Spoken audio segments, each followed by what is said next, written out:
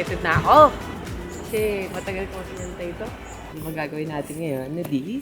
Paragliding. Pleasure to meet you. Gretchen. Hi, Philippine. Si Captain Captain Robert, ang magiging paragliding pilot natin.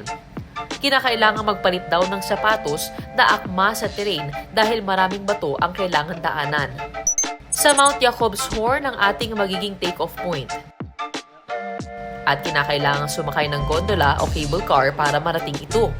Nasa 31 Swiss francs o halos 2,000 pesos ang one-way ride sa cable car paakyat ng Jakobshorn.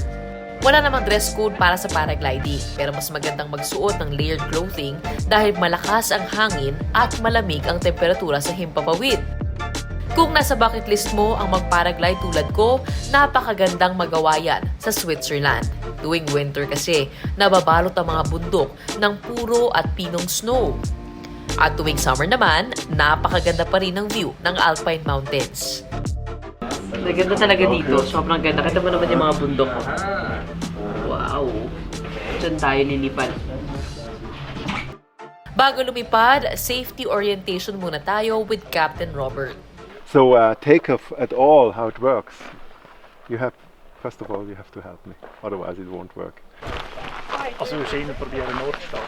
Pero mukhang may problema. No wind because we have to run and that's not so good. Oh, there's no wind. Yeah, then we have to run 15, 16 km per hours. Mukhang hindi ko yata kakayaning tumakbo ng ganong kabilis para makapag-take off. At kailangan nating humanap ng ibang lugar. Hinahanap kasi natin ngayon kung saan yung best place to malon. Kung nasaan yung wind. So, yun yung kinakapano ng mga instructor natin para smooth sailing yung take-off. So, ganun pala yun. Wala palang definite point kung saan nag-take off sa paraglide. Kailangan kabisado mo yung hangin, yung direksyon.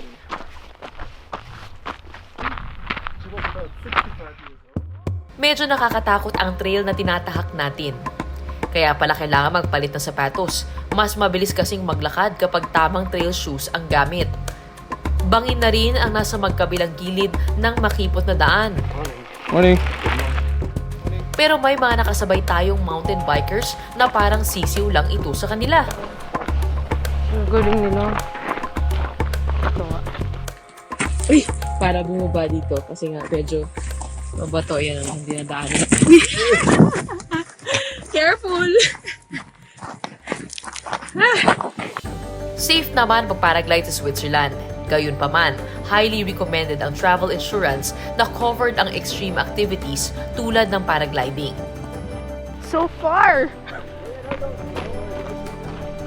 Akala ko malapit lang ang lilipatan namin pero nasa 45 minutes din ang nilakad namin.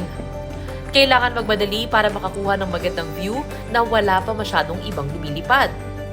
Para masigurang ating safety, tandem paragliding ang ating gagawin kasama ng instructor. Pero kung gugustuhin mo, maaari ka rin kumuha ng license dito sa Switzerland katulad na lamang ng ginawa ni Yun Suri sa Chloe. This is a much better view. Ganda oh. Sa wakas, narating na rin namin ang target spot. Kapagod maglakad. Pero gusto namin maaga para kami lang solo namin yung view nito ng Davos. And we're going to fly over them. Best time daw na mag-paraglide sa Switzerland ay tuwing Mayo hanggang Oktubre. Sine-check lang niya kung ayos yung pagkakalatag ng ng thread. Nag-range mula 120 to 200 Swiss francs o 7,700 hanggang 13,000 pesos ang presyo ng paragliding packages sa Switzerland. Depende rin ito sa lugar, tagal at additional services sa paragliding packages na iyong kukunin. Hingang malalim. Kinakabahan ako. Kinakabahan ako. Oh, tara! Go! Game. Tuloy ang ating Switzerland adventure. Ako po si Gretchen Ho, ang inyong woman in action!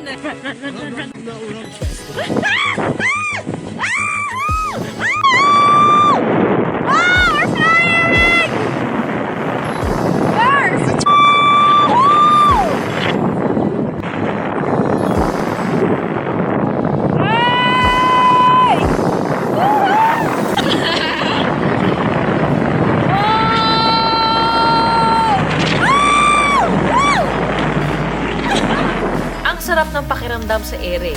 Para kang ibon, na tanaw mo ang lahat. At kahit kinakabahan, tiwala naman ako sa kakayahan ng aking piloto. Captain Robert! Drive it! Fly it! Nang makita ko ang view ng Davos, nawala na ang aking kaba at sinulit ko na lang ang bawat minuto sa himpapawid. Kung ako naman kaya ang magpalipad ng paraglide? Oh, you're gonna let me drive? Oh, gonna drive! Now you pull down the right side. Maaaring bagalan at maaaring bilisan, pwede ka ring mag-ala roller coaster ride sa taas. Depende na lang sa trip mong lipad. Can I turn left and right? Yeah, go right.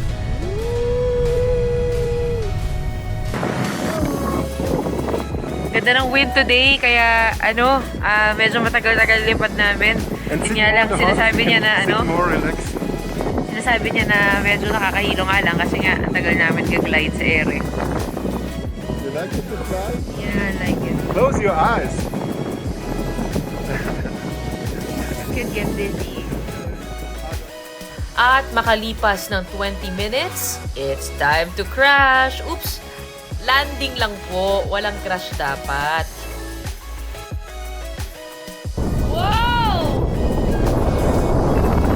Wow!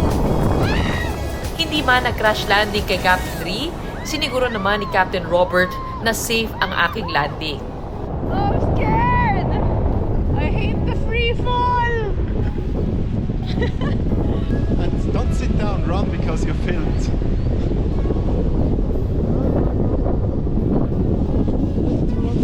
Ready to run, don't sit down, come up. Run, run, run, run! Run, run! I'm running! Oh my god! I didn't crash! No! I didn't crash! Congratulations! Oh! Oh! And here are the cute Swiss guys who saved us and gave us a good Sure. ride. Woo! Yay! Isang malaking check sa bucket list ang ma-experience na mag-paraglide sa Switzerland. Kaya pala, ito yung eksena sa Crash Landing on You. So, napaka-romantic niya dito.